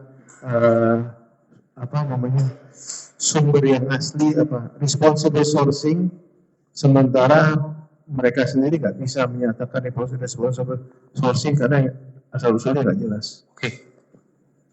Terakhir saudara saksi, sama pertanyaannya, kenapa kemudian kerjasama smelter ini dihentikan di 2020 dan diakhiri 2021 sebelum berakhirnya periode kerjasama yang diatur di perjanjian, kan 5 tahun ya? Apakah ini ada kaitannya dengan rencana saudara saksi yang sudah menggaungkan Osmelt itu, atau seperti apa? Atau ini murni kebijakan dari perusahaan saja? Bisa saudara saksi sampaikan. Harga logam makin lama makin turun karena ada trade war dan pandemi pada saat itu. Dengan turunnya harga logam, beberapa kali kita juga merevisi biaya sewa, dan juga bahan baku juga makin sulit karena dengan harga yang makin turun, penambangan juga tidak begitu aktif lagi ya. Jadi dan kapasitas PT Timah sendiri pada saat itu mencukupi untuk produksi yang ada pada saat itu. Oleh karena itu kita hentikan. Pada saat pengakhiran itu kan pengakhiran yang terjadi sebelum jangka waktunya berakhir ya. Dan yang namanya perjanjian ini kan berdasarkan kesepakatan para pihak. Apakah pernah ada keberatan dari terutama dari RBT gitu pada saat saudara saksi menyampaikan ingin mengakhiri perjanjian ini? Tidak ada keberatan. Tidak ada. Jadi yang saya ingin tanyakan saudara saksi, sejauh mana pengendalian dari terhadap perjanjian smelter ini, sejauh mana PT Timah bisa mengendalikan kapan atau sebuah pertanyaan saya, sebenarnya siapa yang paling punya kemampuan untuk menentukan apakah perjanjian ini dilaksanakan, diteruskan atau diakhiri? Apakah dari PT Timah itu sendiri atau dari smelter swasta? PT Timah. Jadi pada saat PT Timah ingin stop. Pada saat PT Timah ingin jalan. Ya, betul. Seperti itu ya. Baik. Kami lanjutkan ke saksi berikutnya, Pak Emil. Saudara saksi juga tadi sudah diperlihatkan ya, bahwa ini kan adalah annual report yang di dalamnya berisi laporan keuangan juga ya, saudara saksi ya. Iya betul. Baik. Pertanyaan yang sama juga saudara saksi, dan semoga saudara saksi juga bisa menjawab. Tadi sekalian mungkin dimunculkan kembali untuk mengingatkan saudara saksi tadi ya, bahwa ini adalah laporan keuangan yang berisi beban pendapatan ya, saudara saksi ya. Beban pokok Beban pokok pendapatan. Artinya, boleh menjelaskan? Artinya seluruh biaya-biaya yang harus dikeluarkan oleh PT Timah untuk mendapatkan satu pendapatan. Artinya kalau jual logam, seluruh biaya-biaya yang dikeluarkan PT Timah untuk mendapatkan logam. Ya. Dari komponen-komponen beban pokok pendapatan ini, apakah dari divisi atau dari saudara saksi sendiri selaku direktur keuangan yang membawahi divisi keuangan PT Timah pernah menghitung berapa sebenarnya kisaran biaya produksi atau beban produksi yang dibutuhkan untuk memproduksi 1 ton logam? Untuk memproduksi 1 ton logam, biaya produksinya apa nih? Apa total? Kalau total cost termasuk pembelian biji timah. Iya. Oke. Kalau termasuk pembelian biji timah, ya seperti ini kan ada bahan baku biji timah, terus kemudian ada gaji dan tunjangan dimasukkan. Ini konsolidasi angkanya taruhlah 85% untuk itu. Kemudian bahan bakar, penyusutan dan amortisasi, royalti, pemakaian suku cadang, jasa pihak ketiga, tim chemical enggak, karena kebetulan itu punyanya anak perusahaan Timah Industri. Ya, Timah Industri, betul. Ya, transportasi, pajak itu adalah pengenaan PPh 23 atas perolehan biji timahnya, kemudian pemakaian bahan langsung. Itu semua komponen harus dimasukkan. Ya, pertanyaan saya adalah saudara saksi apakah pernah menghitung? Karena tadi dari Pak Alwin Albert menyampaikan bahwa kisarannya adalah 6.000-an dolar per ton. Oke. Secara pengalaman itu beban pokok pendapatan itu antara 5.500 sampai 6.000-an lebih lah. Total cost ya. Beban pokok pendapatan saja yang di luar bahan baku biji timah. Di luar bahan baku biji timah. Jadi beban pokok pendapatan di luar bahan baku biji timah range-nya adalah 5.000 sampai 6.000 dolar per ton. 5.500 sampai 5.500 sampai 6.000 dolar per ton. Iya, kalau mau pakai angka real itu seingat saya itu kalau tahun 2017 itu 6.200-an lah. 2017 6.200 ya. 2017. Nah, pertanyaan yang sama juga. Berarti jika ingin dibandingkan antara harga dari smelter swasta dalam hal ini RBT yang 4.000 dolar per ton di awal perjanjian tersebut, angka mana yang kita gunakan? Saudara saksi juga pasti sudah mengetahui bahwa di dalam persidangan yang selama ini berlangsung selalu muncul angka 900 sampai 1.200 dolar per ton itu. Jadi, angka mana yang bisa dibandingkan? Izin yang mulia, agak ada narasi sedikit. Oke. Kalau angka 900 sampai 1.200 yang selalu disebutkan oleh teman-teman itu, dan saya juga menyebutkan di dalam BAP saya, itu adalah biaya yang dikeluarkan oleh unit metalurgi mentok. Ya, dalam hal ini adalah biaya yang dikeluarkan yang belum memasukkan tadi untuk menjadi beban pokok pendapatan biaya-biaya yang ada, namanya itu kan buku besar atau ledgernya. Betul. Nah, yang ini sub ledger. Jadi beban pokok pendapatan itu adalah ledgernya. Yang ini sub ledger atau anak buku besar. Jadi gimana, saudara saksi? Yang mana jadi yang dibandingkan? Jadi kalau mau apple to apple, jadi kalau mau analisa apple to apple harus komponennya sama. Kalau kita anggap biaya peleburan yang kita sewakan itu langsung mendapatkan logam, berarti ini beban pokok pendapatan untuk logam itu. Betul. Berarti ya kita bandinginnya dengan beban pokok pendapatan yang sudah memasukkan harga keseluruhan. Oke. Dari yang tadi saudara saksi sampaikan bahwa range-nya adalah 5.500 US dollar sampai 6.000. Kemudian saudara saksi sampaikan bahwa di 2017 biaya beban pokok pendapatan untuk memperoleh 1 ton logam ya, itu adalah 6.200 dolar per ton. Itu kalau nggak saya salah ingat ya, karena sebagai direktur keuangan, ini yang mulia, agak berjalan sebagai direktur keuangan, setelah saya menerima SP yang dibuat oleh Direktorat Operasi dan Dirut telah ditandatangani, tentunya kita mencoba untuk menggali reasonnya. Tadi itu dari putus, kita tugasnya adalah untuk pembayaran, ini masih masuk akal nggak? Ya. Dan seperti yang juga di fakta persidangan, sebenarnya kan yang sudah diputus oleh Pak Dirut dan Pak Dirut ini oleh akuntansi dibandingkan dengan harga, masuk akal nggak? Nah, jadi pada saat itu saat kita melihat RKP kita, karena Farinja mencanangkan ingin menjadi nomor satu di dunia dan mengatur, bisa mengatur harga timah. Itu paling penting itu sebenarnya. Jadi kata kuncinya mengatur harga timah itu Parija saling berhubungan. Dengan Parija menjadi anggota komite, harusnya bisa mengatur harga timah dunia. Ya, dengan juga kita mempunyai kapasitas supply yang lebih besar. Artinya pada saat harga turun, ya kita tarik supply, pasti harga naik lagi gitu. Karena harga pasar terbentuk dari irisan daripada demand dan supply. Jadi seperti itu kurang lebih. Ya, makanya saya cuma mau tanya pertanyaannya.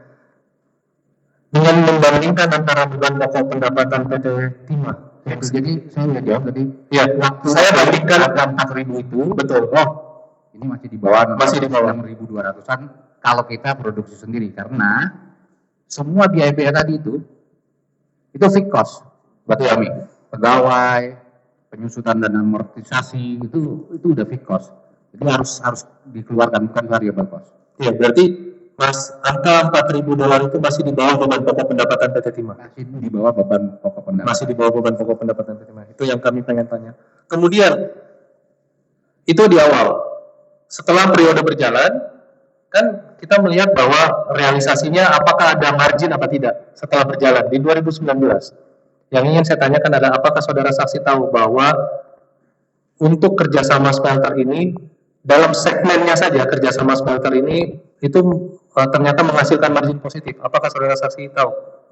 Kalau saya kebetulan 2002 yang annual 2019 atau itu sudah didatangkan, artinya sudah dibuat oleh direktur keuangan Direktur saya. keuangan baru, ya.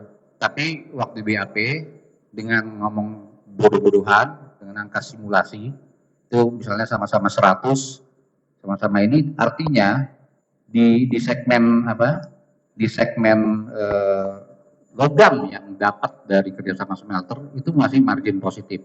Artinya ini udah stop di sini karena dia udah nggak dikurangin biaya-biaya yang lain. Tidak dikurangin biaya lain. Sedangkan yang timah kita kalikan dengan biaya peleburan di Unmer itu memang seolah-olah dia masih dapat margin yang lebih besar. Tapi ini kan harus dikurangin lagi. Ada yang biaya-biaya pokok tadi yang artinya kalau di Unmer itu kan baru masukin sekitar 700-an pegawai. Padahal yang terlibat dalam untuk memperoleh produksi itu 4.000-an pegawai. Artinya nggak fair kalau cuma masukin 700. Jadi itulah filosofi dari beban pokok pendapatan sesuai dengan PSAK. Oke, makanya yang ingin saya tanyakan adalah dari sisi saudara saksi, karena saudara saksi ini kan keuangan ya. Berarti tujuan dari divisi saudara saksi adalah bagaimana mengeluarkan biaya serendah-rendahnya, efisiensi, untuk memperoleh keuntungan yang setinggi-tingginya. Jadi pertanyaan saya adalah, dengan adanya kerjasama smelter ini, dengan melihat dari data-data keuangan yang saudara saksi sudah olah itu, apakah kemudian smelter swasta ini dari sisi beban pendapatan itu benar-benar, apakah benar membuat PT Timah menjadi lebih efisien?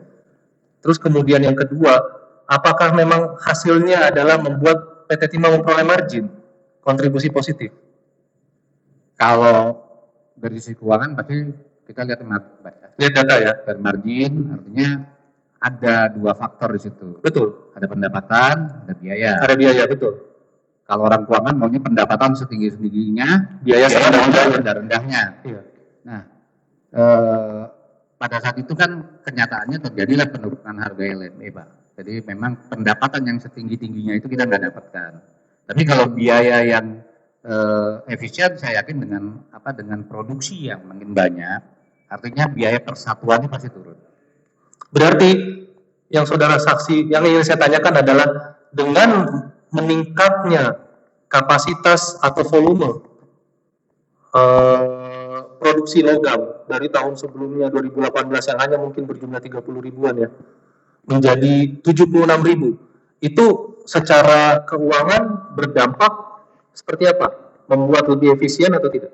Ya, saya butuh angka realnya sebenarnya. Artinya waktu itu kalau nggak salah ingat 2019 itu penjualan tuh 67.000 lebih ya, 67.000 lebih ton. Nah, itu saudara saksi ada datanya. Ini di dalam annual report 2019 ya. Tapi angka penjualan kan saya nggak punya. Angka penjualan secara tonnya. Oke, Ya, secara Di- tonnya saya ingat saya 67 ribuan ton lebih. baik. Ya Pak ya. Artinya semakin besar tonnya, itu kan dibagi nih. Artinya biaya yang total biaya ini dibagi bawah. Bawahnya semakin besar pasti semakin efisien. Karena angka pembaginya makin besar. Ya, angka pembaginya makin besar. Jadi persatuannya pasti makin kecil. Dari saya cukup.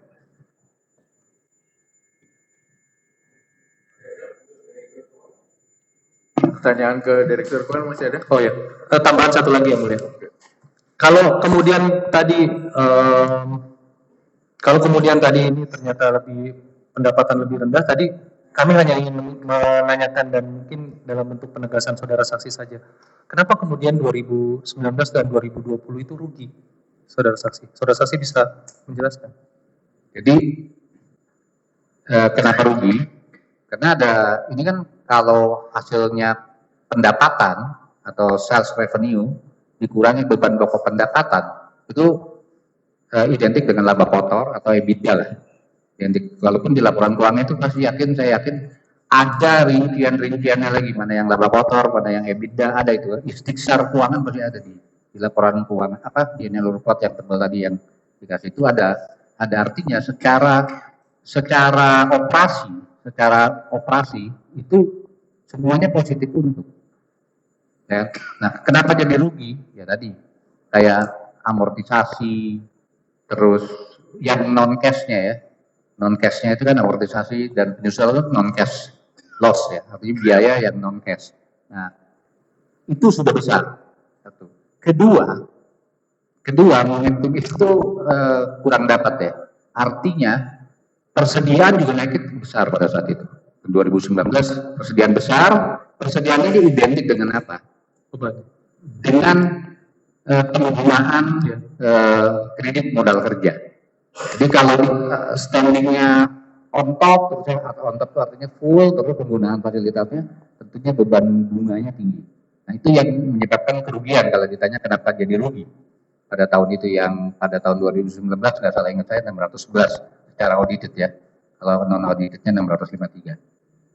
Ya, jadi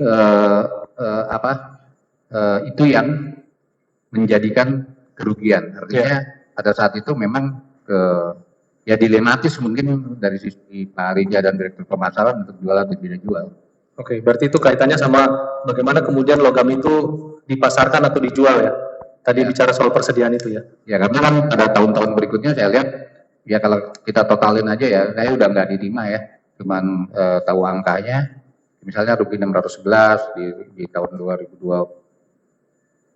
kalau nggak salah 200-an sekian, itu kan ya kalau dijumlah nggak sampai 1 T, tapi Pak Rija mampu mencetak laba setelahnya juga ya 1 T lebih, artinya secara laba tahun berjalan ya itu kebales sih sebenarnya. Oke. Tadi bicara soal kemudian jadi rugi ya. Kalau dari data yang saudara saksi punya, ya dari laporan keuangan, apakah kemudian itu ada kaitannya dengan kerjasama smelter ini? Maksudnya, apakah kontribusi negatif itu disebabkan juga oleh smelter swasta ini? Saya tadi udah jawab ya. Mencari kok jadi kayak secara umum ya. Ini kan sudah fakta Pak. Ya. Ini saksi juga. Main aja angka aja. Baik yang mulia. Ini kan kayak pendapat, itu agak abstrak lagi. Baik yang mulia. Coba difokuskan. Ya. Ya, ini kebetulan kan saksi penting semua ini. Betul. Saksi penting ya. Betul. Karena kita tangan SP kan Pak Risa dengan direktur kan seperti itu. Ya. Oke, silakan. Ya. Ya makanya tadi sudah dijelaskan yang mulia, makanya sudah dijelaskan juga bahwa kontribusi smelter ini memberikan margin positif buat keuangan PT Timah ya. Iya. Iya. Iya, tadi kan juga sudah disampaikan kenapa rugi. Iya. Kenapa rugi kan tadi saya sudah jelaskan ya. Ada biaya beban bunga yang kan secara positif tadi hasilnya udah ada beban bunga yang harus kita bebankan. Terus ya itu tadi yang tadi ya masalah kurang momentum harga timah dunia tadi. dari sisi pendapatan tinggi-tingginya saya nggak dapat, dari sisi angka keuangan dan kemudian dari beban bunga. Ya, berarti itu yang menyebabkan kemudian PT Timah menjadi rugi ya? Iya. Baik, cukup yang mulia. Izin lanjutkan yang mulia. Sedikit melanjutkan dari rekan kami tadi tentang kontribusi PT Timah. Kepada saksi Emil, ini kami temukan data di tahun annual report laporan tahunan 2019 halaman 300 bahwa ada kontribusi. Tadi kan dijelaskan juga bahwa pada tahun 2019 itu ada kenaikan atau terkait lonjakan produksi ekspor terhadap logam timah menjadi 76.000 ton dari sebelumnya 30 ribuan. Nah, tentunya ini equivalent dengan kontribusi kemudian royalti, pajak perpajakan PT Timah untuk ekspor itu kepada negara. Nah, ini kami temukan data, Pak. Ingin konfirmasi ke saksi Emil. Apakah betul, Pak, pada tahun 2019 itu kemudian ada kontribusi PT Timah kepada negara itu sebesar, ini dalam jutaan rupiah, mungkin 1.168 miliar itu, Pak? Ini pasti betul, Pak. Nggak mungkin bohong ya, Kak? Oke. Pak Riza ini, Pak, pernah lihat data ini juga, saksi Riza? Betul Pak, ini kan ada di annual report, berarti sudah di audit, sudah di apa? Oh, sudah di-store ke negara? Di-store ke negara juga. Oke. Cukup dari saya yang mulia. Sudah cukup yang mulia. Ya.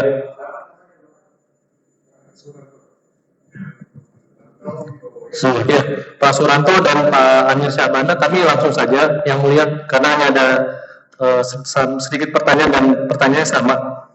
Ini juga kami mencoba untuk menggali terkait dengan kesimpang siuran yang sudah terjadi juga di persidangan. Kami pengen tahu sebenarnya jelasnya saudara saksi selaku regulator ya yang menerbitkan IUP. Kami ingin menanyakan saudara saksi. Sebenarnya berapa luasan dari IUP swasta yang dikeluarkan oleh saudara saksi? Bisa punya gambaran nggak? Kisarannya berapa? Lupa Pak. Tapi Lupa ya? jelas IUP itu sebelum 2015 itu Bupati juga keluarkan IUP. Seperti itu. Jadi IUP itu dari Bupati, kewenangan 2015 diambil alih oleh provinsi. Jadi kita lupa Pak. Lupa ya? Lupa. Apakah, kalau lupa yang ingin saya tanyakan adalah apakah luasannya itu mirip dengan luasan IUP PT Timah seluruhnya, atau apakah IUP PT Timah jauh lebih besar daripada total IUP dari swasta yang dikeluarkan oleh SDM atau Bupati atau Gubernur? Kurang lebih Pak. Jadi kalau total sudah menjadi kewenangan provinsi, sejak 2015 saya menjabat, kurang lebih hampir sama dengan PT Timah. Kurang lebih hampir sama. Pak Amir Syahbana? Karena kalau kami lihat di BAP saudara saksi kan menjabarkan detil tuh. Seingat saya, jadi pertama PT Timah ini punya IUP juga di Provinsi Kepulauan Riau. Jadi kita harus mengeluarkan di Kepulauan Riau yang di Provinsi Bangka Belitung. Seingat saya sekitar 400.000 hektar. Nah, yang non PT Timah itu lebih dari itu, hampir 500.000. Seingat saya begitu. IUP swasta di Bangka Belitung lebih dari 500.000. Hampir 500.000 hektar. Saudara saksi tidak bisa menggambarkan perbandingannya apakah sama atau beda, atau apakah saudara saksi punya data berapa luasan IUP PT Timah di Bangka Belitung? Hampir 400.000. Hampir 400.000. Seingat saya.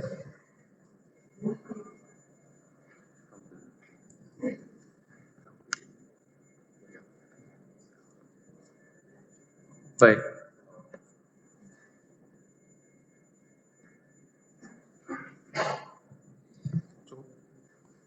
Dari saya cukup ya, Mulia. Tambahan aja sedikit buat Pak Riza sama Pak Emil bersamaan. Selama Pak Riza atau Pak Emil menjabat, gitu Pak, kan juga ada pengawasan ya Pak dari terkait dengan keuangan dari pemerintah. Apakah pernah ada peringatan atau yang lain gitu dari misalnya DPPKP atau BPK terhadap kinerja keuangan daripada PT Timah selama ini? Selama Bapak menjabat berdua. Pak Riza dulu mungkin? Tahu saya nggak ada. Nggak ada. Nggak ada, Nggak ada ya? nggak ada. Apakah juga pernah ada terkait dengan pelaksanaan kerja yang berkaitan dengan lingkungan juga pernah ada di semasa Bapak juga pernah ada catatan atau teguran atau apa dari Kementerian Lingkungan Hidup atau ESDM? Pak Riza? Seingat saya tidak, Pak. Dari ESDM pernah Pak? Berikan teguran atau apa kepada PT Timah. PT Timah? Oh, tidak pernah Pak. Kepada PT RBT? Biasanya teguran maupun ini sebagai akibat daripada kegiatan pengawasan lapangan. Pengawasan lapangan, tapi kemudian itu sudah diperbaiki. Perbaikannya sudah dilaporkan juga ke SDM. Jadi sudah clear ya Pak berkaitan dengan hal tersebut. Oke, terima kasih. Oke, majelis akan menambahkan. Izin yang mulia, sebelum ke yang mulia boleh kami sedikit. Oke deh, nanti saya juga mau masih nanya. Ke Pak Riza ya. Pak Riza selaku Direktur Utama PT Timah pernah mengeluarkan instruksi 030. Iya, Pak. Bisa dijelaskan Pak, pada prinsipnya apa itu instruksi 030 itu Pak? Tujuannya adalah untuk mengamankan aset biji timah yang ada dalam IUP perusahaan, Pak. Oke, berarti kemudian pernah juga saudara mengeluarkan instruksi 252? Iya, Pak. Apa perbedaannya Pak? Di 252 apa itu? 252 itu kompensasi logam ke smelter, ke mitra smelter sebelum kerjasama dimulai. Di instruksi 252, ini yang mulia, kami tampilkan barang bukti terkait instruksi 252 yang mulia. Nanti saudara dapat jelaskan. Di beberapa konsiderannya itu di poin di poin C ya. Ini pertimbangannya bahwa dengan maraknya penambangan tanpa izin yang dilakukan oleh masyarakat selama ini telah membawa aset biji timah perusahaan dan menjual kepada pihak lain. Kemudian di poin D, bahwa aset biji timah tersebut ada yang sudah dibeli dan dilebur serta dijadikan logam timah oleh pihak smelter swasta. Kemudian poin E, bahwa smelter swasta dalam kesadarannya bermaksud untuk mengembalikan aset perusahaan yang telah menjadi logam tersebut kepada perusahaan. Betul Pak? Ini yang menjadi salah satu beberapa konsideran dalam instruksi itu.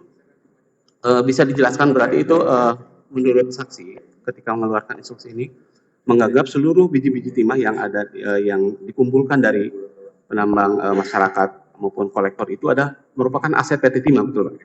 Yang diambil dari PT Timah. Dan menurut instruksi ini menjadi aset PT Timah. Iya. Oke. Selama itu dari PPT, Pak. Oke. Kemudian kami lari ke ini Pak. Ini kami tampilkan data rekapitulasi perbandingan biaya sewa dan pembelian biji timah Pak, yang dibuat oleh Ibu Dian Sapitri selaku Kadif Akuntansi Pak. Di sini bisa kita lihat Pak, coba Bapak lihat, ini biaya yang dikeluarkan oleh PT Timah untuk perjanjian sewa smelter ada 3, sekian triliun. Kemudian di bawah ada biaya perolehan biji timah, ada 26 triliun Pak. Ini ada dari berbagai program Pak, ada biaya SHP, kemudian SHP ke smelter, ke gudang timah, dan SPK. Betul Pak? Iya Pak. Nah, biji-biji timah yang dilakukan perolehannya dan ada dilakukan pembayaran ini, saudara bisa pastikan bahwa biji-biji timah ini sebagaimana tadi di instruksi 252 bahwa ini sebetulnya merupakan aset PT Timah. Ini kan diperoleh dari wilayah PT Timah. Iya. Ya kan? Tadi saya sandingkan dengan konsideran di instruksi 252. Apakah biji-biji timah yang diperoleh dari wilayah PT Timah tadi yang kemudian dilakukan pembayaran sebetulnya itu aset PT Timah? Kalau sudah dilakukan pembayaran ya pasti dari PT Timah, Pak. Oke. Pertanyaan selanjutnya, jika itu aset PT Timah, kenapa PT Timah melakukan pembayaran sebanyak 26 triliun terhadap aset saudara sendiri? Pak, ya kan itu kan kalau kami menganggap itu adalah kompensasi. Kompensasinya nilainya 26 triliun, Pak. Iya, kalau nggak salah 26 triliun ini kan dari Ya, berbagai program saya sebutkan, termasuk yang ada dari SHP ke 2015 sampai 2022. Ya, seluruhnya perolehan PT Timah itu menurut catatan laporan keuangan 26 triliun. Ya, di PT Timah itu menganggap itu sebagai biaya perolehan biji timah. Dan saudara menganggap ini kompensasi. Ya, Walaupun nilainya fantastik 26 triliun untuk kompensasi. kalau kita lihat dari seluruh perolehan biji timah dari 2015 sampai 2022 itu semua sudah diproduksi jadi logam.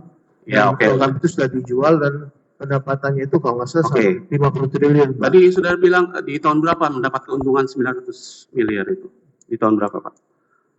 Yang 900 itu segmented di 2019-2020. 2020. Saudara tidak pernah compare dengan pengeluaran yang pernah dilakukan oleh Izin yang mulia.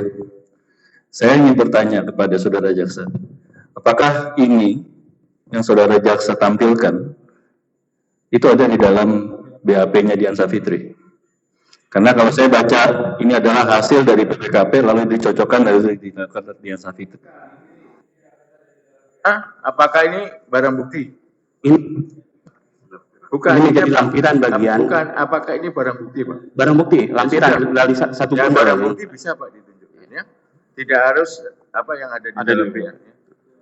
Ini data disampaikan cukup saudara dari Dian Savitri dan sedangkan di dalam BAP Dian Savitri dia menyatakan ini adalah data konsolidasi dari hasil laporan BPKP, sehingga kalau memang ini dihadirkan maka ini harus dicocokkan dulu dengan ahli BPKP yang dihadirkan. Kita harus lihat dengan apa yang dihasilkan oleh BPKP itu. Nah, metode yang digunakan BPKP untuk itu. Sekarang ditunjukkan, nanti BPKP kan juga pada saatnya, Pak ya. Siapa? Dengan senang hati kami nanti hadirkan ahli BPKP. Dilanjutkan. Karena ini barang bukti juga. Oke, pertanyaan saya, tadi saudara, pernyataan saudara, ada keuntungan, margin keuntungan 900 miliar di 2019-2020. Direksi pernah nggak melakukan perbandingan dengan biaya atau kos yang dikeluarkan untuk pembelian biji dan sewa smelter ini 2,28 ditambah 26 sekian, hampir 30 triliun, saudara. Sedang keuntungan hanya 900 miliar. Kalau kita mau membandingkan 26 triliun ini, Pak, harus dibandingkan juga dengan penjualan dari 2015 sampai 2022 karena ini biaya perolehan biji 2020. Hanya tidak sesederhana itu ya. Ada komponen-komponen yang lain dilihat dari tahun-tahun sebelumnya seperti itu. Ya, iya betul yang mulia karena dari 2015 sampai 2022 itu laba nggak hanya 900 miliar, itu ada yang laba 1 triliun lebih setiap tahunnya, ada yang 500 miliar, ada yang 600 miliar. Itu yang mulia maksud saya. Kemudian saudara saksi ya, untuk pembelian biji timah senilai 20, bukan pembelian, kompensasi lah bahasa saudara ya, 26 triliun sekian itu sumber dananya dari mana saja saudara? Sumber dana dari internal perusahaan. Ada pinjaman ke pihak perbankan? Pinjaman perbankan. Masih ingat berapa total pinjaman? Pinjamannya sifatnya itu modal kerja, jadi ada pagu itu pada saat kita tidak perlu dana kita ambil, kemudian setelah dibayar kita lunasi. Total pinjaman yang seingat saudara saksi berapa untuk total pinjaman itu range-nya dari 3 triliun nanti mungkin Pak Dirku lebih detail. Atau langsung aja ke Pak Pak Dir Keuangan sampai 11 triliun. Iya, sampai 11 triliun. Naik turun tergantung kebutuhan perusahaan. Oke, itu dikenakan bunga juga oleh perbankan. Dikenakan bunga. Berapa persen bunganya, Pak? Enggak ingat betul. Oke, sekarang data itu 8%, Pak. 8%. Ada peminjaman sekitar tadi ada range-nya berapa, Pak? Dari berapa triliun? 3 sampai 11 triliun. Oke, dengan bunga 8% Pak Elmin ya? Ya, outstanding-nya nggak sampai 8T, Pak. Sekitar 7,. Sekitar range-nya sekitar itu. Dan itu menjadi beban dibebankan ke keuangan perusahaan juga, bunga. Bunga kalau itu karena dari pagu yang ada tuh itu ada juga pagu SCF yang apa namanya SCF itu singkatan apa? Supply chain financing. Itu bunganya dibebankan ke mitra, Pak. Maksudnya ke mitra dalam hal ini siapa? Ke apa? Ke mitra ini, mitra CV yang menyuplai biji timah. Mitra Itu CV ada pembayaran yang 2% itu, potongan 2% itu. maksudnya CV yang CV yang terkait dengan apa? Biji timah ke smelter atau CV keseluruhan? CV, ya. Termasuk yang UJB juga. Yang pakai SCF, Pak, yang pakai program SCF. Termasuk yang terkait program UJB juga. Ada kan di situ CV juga. Iya. Betul, Pak. Dirku lebih detail. Oke. Ini sebentar sepertinya dari CPU masih banyak ya. Enggak apa-apa. Sedikit, Pak. Sudah enggak apa-apa. Kita akan break juga ya. Karena kita ada pengawasan sebentar dari PT. Sebentar, Pak ya. Jadi ini kita nanti kembali jam 2. Kita isoma dulu deh ya. Ya. Ya, kita lanjutkan nanti jam 2.